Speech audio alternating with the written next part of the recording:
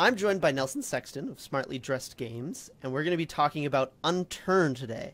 So thank you for taking a little bit of time to tell us about your game, Nelson. Awesome. Thanks for having me on the show. Yeah. So to get things started, for people that haven't heard of Unturned, why don't you give them the elevator pitch? What is it? Why should they be interested? What can they expect? That kind of thing.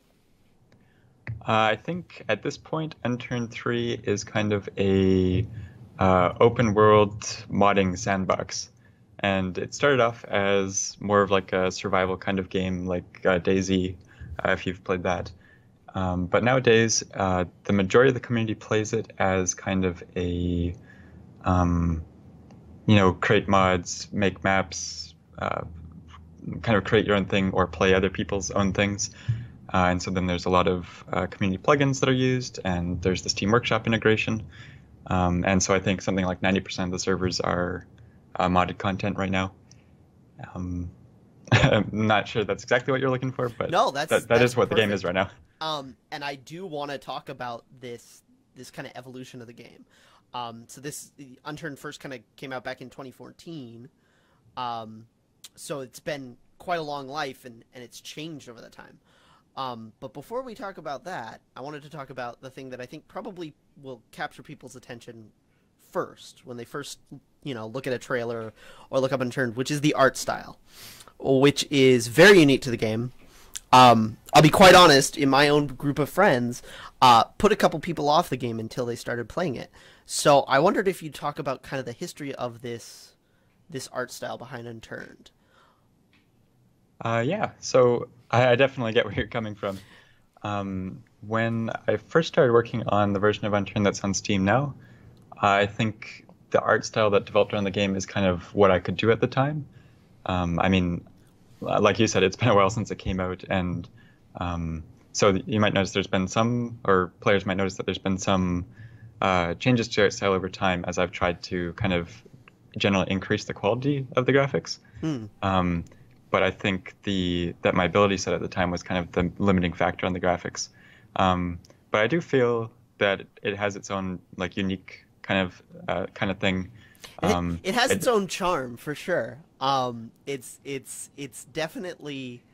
I almost kind of compare it to a mix of like Lego and Minecraft almost, but I do want to. Charm is the word I'd use to it. Once you kind of get into it and start playing, it's kind of fun. Thank you. I think yeah, that's kind of what I was going for. Like the Lego. I think in the trailer, all the characters have the yellow skin kind of thing. And so I think what I've kind of tried to evolve it to over time, and I don't know if you've seen some of my posts about version 4 that's coming up, but one thing I've been working on a lot recently is the fourth major overhaul for the game. And so one of the big things there is being able to do that kind of graphic reset that it isn't possible when you're trying to maintain a 3-year-old game. And so I've been using some of the things I've learned over the last 3 years to try and bump up the graphics quality level while still keeping that, well, at least hopefully keeping that charm. And so that's been a lot of things like a lot more little details while still having the kind of flat color palette, and adding some like extra texture detail on top, like brick walls will have the actual like bricks that you can see and cracks in the roads and stuff like that. Cool. So let's talk about version 4. So as you just mentioned, you've got a fourth version of the game coming out. Kind of looking back at how the game has changed between these other versions beforehand, how have you approached updating this game as it's kind of evolved, and how has your kind of role changed? And maybe that's going to kind of mesh with what you were talking about earlier, where the game has kind of evolved into a little bit more of a modder's playground than a strict survival game. But I wondered how kind of your approach as the developer has changed over that time. Yeah, that's a good point. I think with the version that first came onto Steam was version 2, which kind of came as just, this is objectively better than version 1. I'm nuking version 1. Version 2 is the new, like, everyone plays this. And then with version 3, it was the same kind of thing where, yeah, 2 is, we're getting rid of this, and you can still technically go and download it, but it's not really available. But then with version 4 coming up, since 3 has such an active community around it, it's got kind of its own unique thing. Like 4 is very different in a lot of ways. I think my role has kind of changed, like you're talking about, where now there's this big community of modders that are kind of the most active developers around Unturned 3. And my main role is now on 4. And so then my plan there is, rather than just steamrolling the past version, Unturned 3 is still going to be up there for years and years. There's still going to be updates to it. It's going to have its own identity separate from 4. And 4 is going to be this whole new thing that's kind of a different take on the game, kind of like a sequel kind of thing, but not really. Cool. You touched on another thing that I was kind of hoping would come up when we were talking, which is in kind of prepping for talking to you, I was looking through kind of dipping into the Unturned community, kind of getting a sense of things, and I wondered how having a community so invested in modding something you've created has presented kind of a challenge in development. Because as I was looking through, even before preparing for talking to you in this interview, in preparing to figure out which mods we're going to download, and for a Friday evening of Unturned, with my gaming crew, there's a lot out there, and it's kind of that classic problem that developers run into, where as soon as you put this out to the community, players are going to find things that you never thought of. So what have been some kind of the unexpected challenges of having a game that is so heavily modded, that have kind of come up for you? Yeah. Yeah. There's been the side, like you're saying, like things that you didn't expect would be possible, or that like you didn't expect you'd see. Like there's all kinds of cool uses of people making mods that use existing mechanics in like completely unintended ways that are way better. And like there's a RuneScape version of arena mode on the workshop right now. There's like a dungeon crawler RPG thing on the workshop that uses the NPC features in really cool ways. But then on more the developer side, like you were saying, there's a lot of developers that watch the show.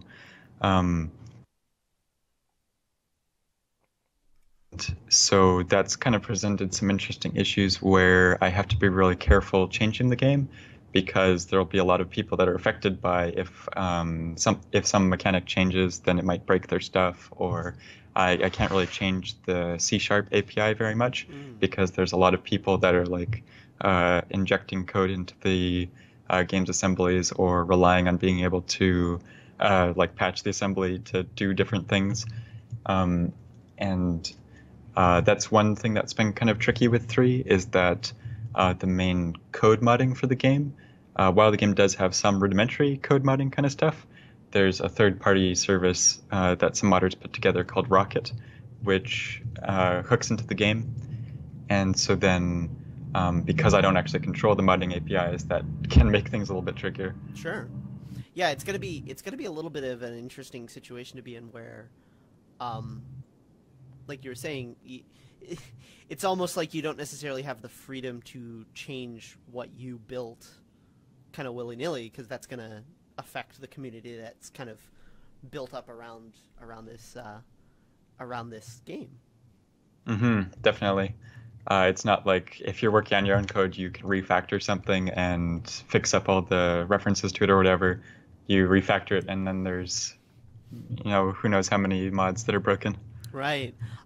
So kind of before we talk a little bit about your personal history, with 4.0 Unturned kind of being the big thing on the horizon, I wondered if you might want to just kind of mention anything that has kind of been an interesting part of the development of 4.0, or kind of like an unexpected part of that development that people might find interesting. I don't know. I think the development's been pretty stable so far, so there's not really any like big issues that have come up. But I think I'm not sure this is exactly what you're going for, but I think one thing that's been very different about 4 is that I've been able to take my time a lot more, which is really a luxury that I didn't have with 3, where with 3 I was trying to rush and get the first version out, and so I think I built my own like networking, my own level editor, all this stuff for 3 in a matter of I think like 2 months, plus all the initial content, and so that core that's still there is very fragile compared to 4, where for 4 I'm using Unreal Engine. I've got I've had the chance to rewrite and improve a lot of these core things that I think will be a lot better for the game in the long run. Where with 3, there's just some really messy stuff at the very beginning that I'm trying to avoid making the same mistake twice. Cool. No, that's exactly the kind of insight we were hoping for. So turning from talking about Unturned specifically, could you maybe give us a shorthand version of kind of your story? What drew you to get involved in independent game development and design, and kind of what drew you to this game, to create this game? I think it's always been something I've enjoyed. I remember taking a class at a local like summer camp kind of thing where they were teaching people to use Game Maker to make games. And so then I really enjoyed that and decided to get it at home to keep making games. And back then they had a website called Yo-Yo Games, I think, where you could upload them and people could check it out. And I just thought that was so much fun being able to try out other people's games and interact with other developers and get feedback on the things I was making. And so then from there, I moved on to a website called Roblox, which was kind of similar in what you could do, but it was 3D instead of 2D. And I was really curious to start experimenting with 3D stuff. And so then on Roblox, I made probably hundreds of games over the course of a few years, not very in-depth games. But at one point, Unturned, or I guess Dead Zone back then, started to take off, and I was still really excited working on it, and so it kind of stuck. I kept on working on it, kept on revising it, and over the years, it changed names, it moved game engines twice. It's come a long way. Cool.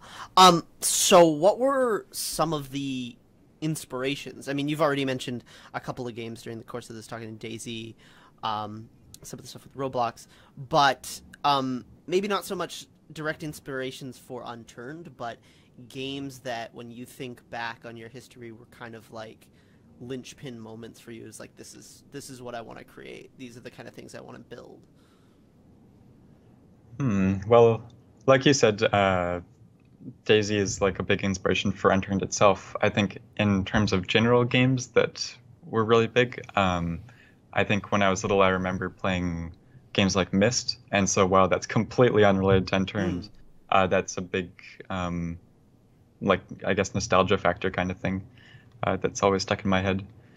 And I don't know, there's a lot of games that aren't directly similar to Unturned, but that I still really like, that I still love to play and take inspiration from, like Dishonored 2 last year. Or maybe that was the year before last year, but that was a lot of fun, and I think took some inspiration from that. And Factorio, played a ton of Factorio, and I think Factorio is actually being a big inspiration for Unturned 4. Oh, cool. I've got a couple friends that will like to hear that, fans of both games. So kind of the thing we always ask developers we talk to is if there are any other indie dev teams or indie games that are either been released or kind of on the horizon that they think are particularly innovative or are doing something cool that people might have missed. So are there any other indie projects out there that you kind of want to give a shout out to? Sure. There's one project that I've been keeping my eye on for a while, which is BattleBit. And it's made by a group of people that made a lot of mods for Unturned, actually. And they made a lot of like realistic military sim kind of stuff for the game. But now they've split off and they're making their own game in Unity. And I don't know, it looks really interesting. They're kind of doing their own free-to-play shooter kind of thing that's similar to Battlefield, where like you can blow everything up. It's kind of their own mix of like Unturned and Battlefield and Arma and Squad, all the things that they like from those games. And it kind of reminds me of how with Unturned I was making my own like free-to-play combination of all the games I liked at the same time. So I think, yeah, I'm really excited to see what they end up doing. That's a cool legacy, kind of to see that evolution, you know, people leapfrogging off each other's journeys. That's cool. Yeah. Awesome. Well, Nelson, thank you for taking a little bit of time and talking to us about it Unturned. We'll have some links in the section below to some of your blog posts about 4.0, where people can find Unturned on Steam, all that jazz. So if you want to jump in yourself, look at some of these mods in these communities, look there. Again, thank you for taking the time to talk with us. All right. Awesome. Thanks for having me on the show.